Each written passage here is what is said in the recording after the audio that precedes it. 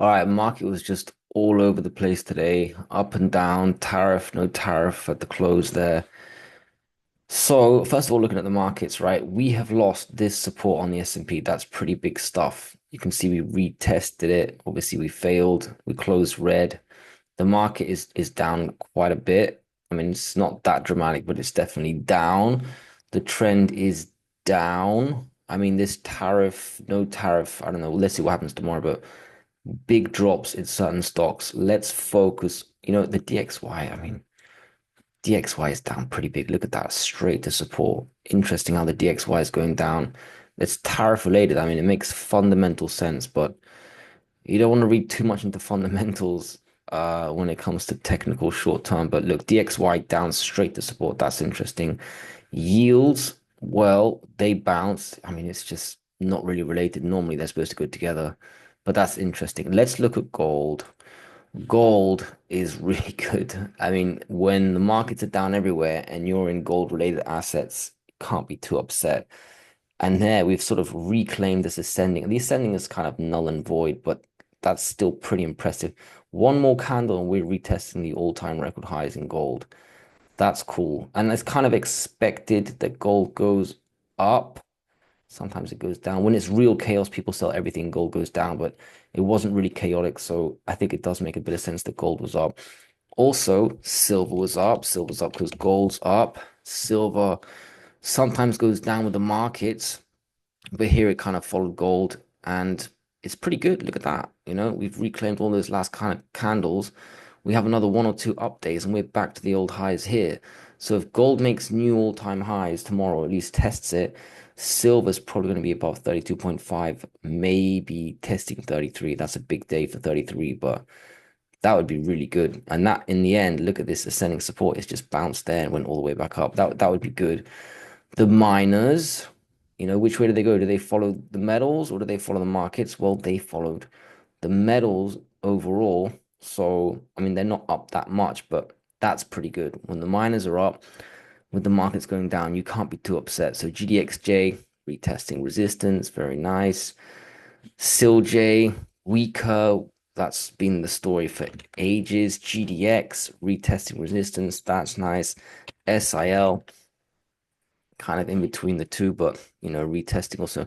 I think we should be pretty happy with the miners, to be honest, because it was a sea of red. And yeah, the miners were down at some point, but not that much. I mean, you had stocks down, big stocks down 8, 9, 10%. So let's look real quick. Newmont, nothing crazy. Green Day, not going to be too upset. We're in the middle of resistance and support. So it's like a non-event, but remember that it was a chaotic day, so you got to be happy. So basically, resistance and support remains where it was before. Barrett Gold, same thing. We tested the high at some point. Barrett Gold still is one of the strongest seniors at the moment. And Kaneko Eagle, always going to be strong. Kind of a nothing day. Retested resistance a bit, closer to resistance than support. Good. It did close. Wow, it's unchanged. Doesn't really count. Pan American Silver. It's okay, right? We read that's a nice candle for support, just confirming that that's your support 23. Okay, right? Not too bad. If we have an update tomorrow, it goes for all of them. We should be retesting the sort of the upper end of the last couple of trading days. So here be 24.5, and then you're one more day away from the old highs, just like silver. So Pan American Silver is pretty much tied to silver. Wheaton just sideways, waiting for that up move. One up day, we're probably testing 71 straight away. That's nice. That's very nice. Actually, Wheaton's been very strong. Franco-Nevada, just like Wheaton, maybe even stronger. One up day, and we're back above 145, and we're retesting this very important resistance of Franco-Nevada. If we have any kind of momentum to the upside, like gold making, gold at 3,000, I expect Franco-Nevada to be like 148, and then that will confirm continued breakout. So Franco-Nevada looks really good.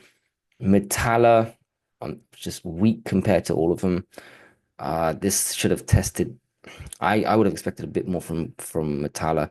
It's weak. I don't like Metalla anymore. I just don't like it.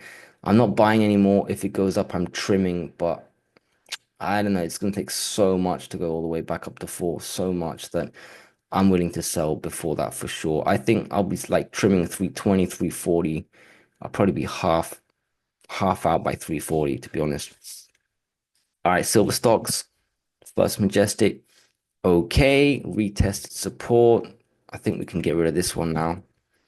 So your support is basically 515-ish, let's say 520 basically. Resistance, I still think is this descending. If we can close above it, like 580, I think is quite important. If you can close above 580, bam, 620, and then it starts to look good. This has done okay though, holding this low because it's been weak. It's been underperforming for several weeks, but recently it's kind of doing all right, let's say. So yeah, that doesn't change too much for tuna. Yeah, not the best. I would have expected more, but really confirming support at 415, 420, 415. So that's constructive at least. And you know what? You can probably add this short-term resistance absolutely on the 15-minute. Yeah, okay. You see what I mean? That's nice. So if we start to close above 445, 450, definitely, bam, we should shoot up. But let's see if silver has two up days. These silver stocks really are underperforming. But that makes them a good buy. If silver starts to, I mean, if gold takes out 3,000 and silver has it sort of moved to 33 or something, I expect these to, I don't know, 480 and start to run. They could have a big move. Just for tuna on its own, for example, a move back to this area, 20, almost 30%. That's a big move, and that's not unrealistic. If gold takes out 3,000 by next week, you could start moving up to like, yeah, 30%. That's really good.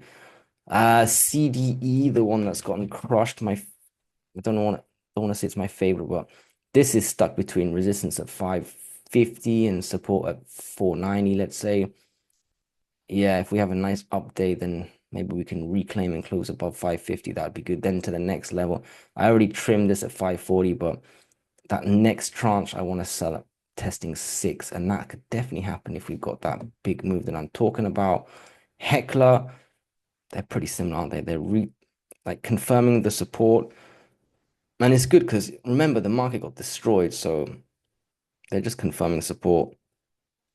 Yeah, support and resistance stays the same, sort of 490, 540, EXK, they're all pretty similar, 350.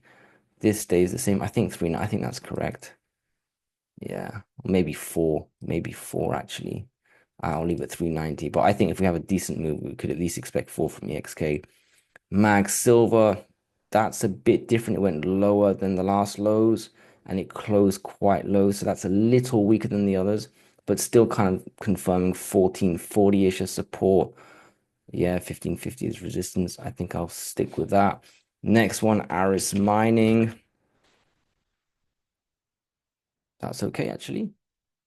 That's okay. A bit stronger than the others. Resistance 390. Then we move up to 420. Support remains 355-ish. We didn't even get to test that, which is a good thing. I am gold. Pretty good. Didn't test the lows like some of them did. Closing near the highs of the local resistance. I got around 5. It's probably 580, let's be honest. And then up we go, pre-gap, post-gap, boom. If we have gold at 3,000, I'm sorry, this is going to be testing 6. I feel like we're moving 580. If we have any sort of significant move, I'll leave it. But I feel like it'll go straight through 580. Won't care. It'll test 6. You know what? I'm going to do it. Next one, B2 Gold. That's okay. It's been very strong recently. Forced to come down. That's at support 260. Okay, didn't close too close to high of day, but again, another one where I expect gold at 3,000. This should be testing 295 the same day. That's quite a big move, but maybe it takes 2 days. But yeah, I see it taking it out. I see gold at 3,000 and this thing takes it out and runs. Equinox, that was down more than most. That was a bit of a red day. Closed the gap and some. Almost tested its support at 620. Actually made highs at some point. So now that's the resistance 670 to 620. SSRM. I thought that might be a bit more red today, but fair enough. I guess support is 950. Yeah, I think there's something there, 950, kind of like the resistance of those days equals the support. This is now obsolete. That's okay. That could have another shot at 1050 actually if we have a nice move up again. And finally, SBSW just held support here pretty nicely. It had to resistance clearly 340. So it got sort of 305 and 340. There you go. That's a quick run through everything. All the assets are worth covering. I'm not going to do, I want to have a quick short video. I kind of covered everything there. Crazy day, especially for some of the other stocks. Um, so now you got to pay attention to the markets, the metals, obviously the miners, the news, breaking news. But gold 3000 looks definitely doable, and silver, if it can keep following gold and ignoring the market, that would be sweet. You could have some nice moves in some of these silver stocks. All right, let's see what happens tomorrow, but it's very exciting stuff.